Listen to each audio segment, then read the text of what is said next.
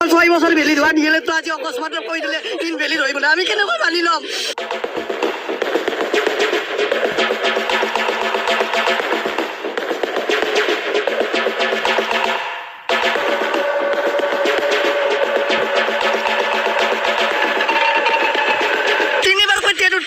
ভাল নম্বৰ লৈ পেলাই উত্তীৰ্ণ হৈছোঁ, কিন্তু আজি অকস্মাত 6 বছৰ ভ্যালিড হোৱা নিয়ে তো আজি অকস্মাত কৈ দিলে ইনভ্যালিড হৈ গ'লে আমি কেনেকৈ মানি ল'ম?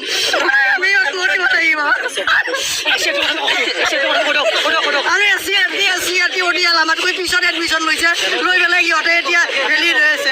এনেকৈ কৰিছে আৰু কম সময়তে কৰিছে, 2 বছৰো লগা নাই। আমাতকৈ কম সময়ত তেওঁলোকে দিয়ে কৈছে, কিন্তু তেওঁলোকৰতো ভ্যালিড হৈ আছে।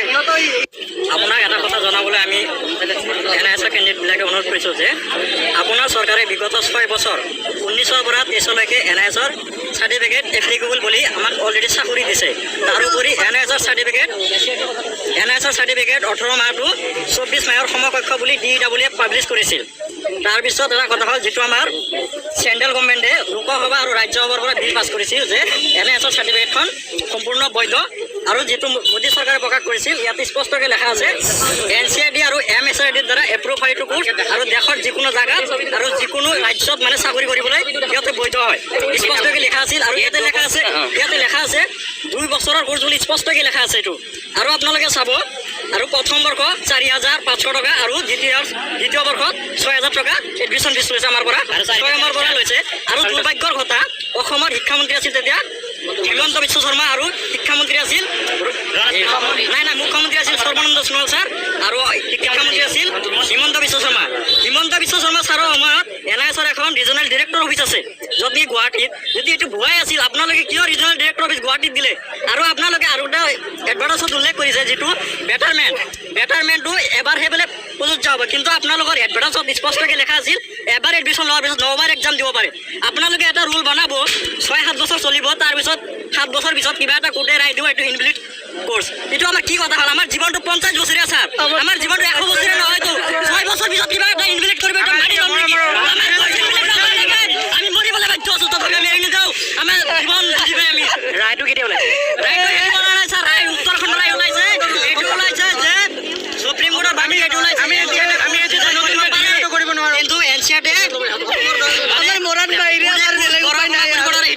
কৰিব পাৰে। NCRD এতিয়ালৈকে কেঞ্চেল বুলি একো লেটাৰ দিয়া নাই, আৰু NCRD সম্পূৰ্ণ এপ্ৰুভ হয়। আমি গোটেইখিনি দৰিদ্ৰ মানুহ, আমি 6 বছৰ ইমান কষ্ট কৰি আমি টেট পাছ কৰিছোঁ, তেতিয়া আমাক ইনভেলিড কৰিব লাগিছিল।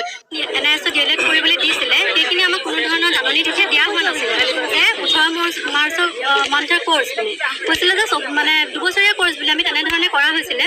কৰাৰ পিছত গোটেইখিনি আমাৰ লগত যিখিনি মানে টিচাৰে পালে, অলৰেডি পালে তেওঁলোকে, এতিয়া চৰকাৰী চাকৰি তেওঁলোকে কৰি আছে।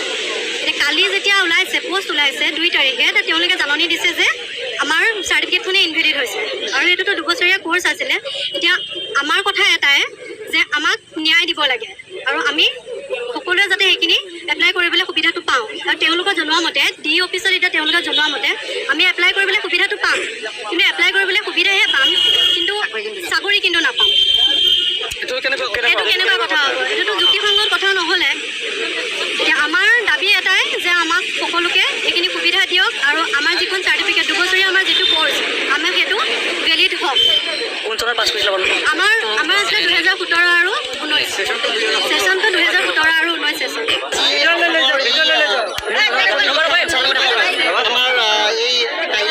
সমবেত হৈছোঁ যে আপোনালোকে প্ৰত্যেকে জানে যে 2017 চনত আমাৰ গোটেই ভাৰতবৰ্ষতে ভাৰত চৰকাৰৰ মানৱ সম্পদ উন্নয়ন মন্ত্ৰালয়ৰ অধীনত গোটেই ভাৰতবৰ্ষত থকা অপ্ৰশিক্ষিত শিক্ষকসকলৰ বাবে NIS DLED মানে আমাৰ কাৰণে মানে চৰকাৰে দিছিল, আৰু বাধ্যতামূলকভাৱে আমাৰ গোটেই আনট্ৰেইন টিচাৰখিনিৰ বাবে এই NIS DLED আনিছিল।